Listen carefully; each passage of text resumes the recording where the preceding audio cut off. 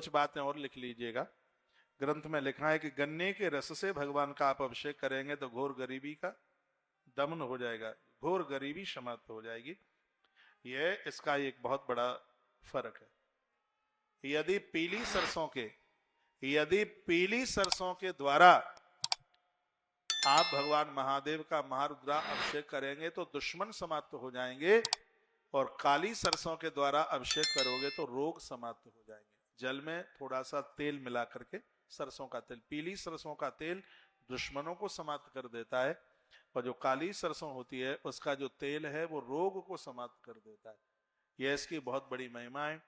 कहा गया जिनके बच्चे पढ़ने लिखने में कमजोर हैं तो गऊ माता के दूध में, कच्चे दूध में, देवताओं के ऊपर कभी भी गर्म दूध नहीं डाला जाता, ध्यान रखना इस बात को। कच्चे दूध से ही भगवान को स्नान कराया जाता है। उसमें थोड़ा सा बूरा डालकर या चीनी डाल करके यदि मीठे दूध से भगवान का अभिषेक किया जाए तो ग्रंथ में लिखा है कि बुद्धि गुरुदेव बृहस्पति की तरह काम करने वाली हो जाएगी। इसलिए मीठे दूध से बच्चों की विद्या के लिए ये महारुद्रा अभिषेक किया जाता है। गंगा जल से भगवान का अभिषेक करने पर मृत्यु के समय पर पांव में कांटा लगे इतनी भी तकलीफ नहीं होती। गंगा जल से भगवान को स्नान कराने का इतना बड़ा महत्व है। और भी मैं आपको कुछ निवेदन करना चाहूंगा। वर्णन किया गया है जिनका मकान बन नहीं पा रहा है, बड़ी दिक्कत, बहुत बड़ी परेशानी हो रही है, तो महादेव के सामने एक जोत घी की जलाकर और दूसरी जोत तिल के तेल की जला करके फिर भगवान शिव का गन्ने के रस से अभिषेक कीजिए, बहुत आनंद आ जाएगा। वंश वृद्धि के लिए दूध में, पानी में घी डाल करके अभिषेक कीजिए, बहुत अद्भुत काम हो जाएगा। तो ऐसी बातें इससे महापुराण के अंतर्गत लिखी गई हैं। एक बार जयकारा लगाइए बोल बांके बिहारी लाल की। यद ग्रहम शिव नैवेद्य प्रचारोप प्रयायते।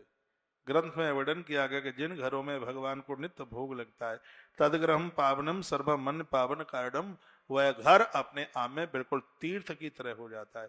उस घर में और तीर्थ में कोई अंतर नहीं रहता। इसलिए अपने घर में प्रत्येक दिन भगवान का भोग लगाइए। एक बात और निवेदन करूंगा, आपके मंदिर में 5 देवताएं या 25 देवताएं, तो 25 जगह भोग लगाने की जरूरत नहीं है। एक ही जगह भोग लगाने से सभी देवताओं का भोग लग जाता है। मैंने देखा है मंदिर में एक पूड़ी गणेश जी के सामने रख दी, एक पूड़ी दुर्गा जी के सामने रख दी, एक पूड़ी कन्हैया के सामने रख दी, एक पूड़ी महादेव के सामने रख दी, पूरे मंदिर में पूड़ी पूड़ी दिखाई देती है। और मैंने ये भी देखा कौर तोड़ तोड़ करके भगवान के होठों से लगा देते हैं। पहले भगवान खाते हैं, फिर उनके ऊपर चढ़ करके चीटा चीटी खाते रहते हैं पूरे दिन भर। अरे उनके सामने आप रख दीजिए। भगवान तो वासना के, अपनी श्रद्धा के भूखे। बहुत लोग कहते हैं कि हम भोग लगाएंगे, भगवान खाता तो है ही नहीं। मैं कहता हूं कि वो खाता नहीं है, इसी तो लगाना चाहिए। 4-6 फुल्का खाता होता तो शायद कोई भोग नहीं लगाता। भावना को पहचानिए, भगवान भोग लगाते हैं, भगवान आपकी रसोई का पाते हैं। कैसे, अब मैं आपको बता देता हूं। जैसे मेरे सामने गुलाब का फूल है, मेरी तरफ देखिए, क्या मैं आपको दिखाई दे रहा हूं? पीछे तक दिख रहा हूं?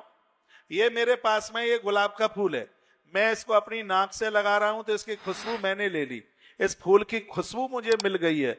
यदि इस फूल को कोई तराजू में तौले तो एक रति भी इसका वजन कम नहीं, फूल उतना का उतना ही है, खुशबू इसकी हमने ले ली। उसी प्रकार से आपके दाल चावल फुल्का भगवान के सामने पहुंचते हैं तो परमात्मा भाव की खुशबू ले लेते हैं, तुम्हारी सामग्री उतनी की उतनी ही बनी रहती है। अभी भी ताली कमजोर बजी है मैनपुरी वासियों। प्रभु श्री राम जी ने कहा था, गुरुदेव महर्षि वाल्मीकि जी को कहा, गुरुदेव ये बताइए मैं कहां रहूं? तो महर्षि वाल्मीकि जी ने 14 स्थान बताए। 14 स्थान में एक ये भी स्थान बताया, कहा भगवान जिस घर में आपका भोग लगा करके लोग भोजन करते हैं उनके घर में आपका वास जरूर होना चाहिए।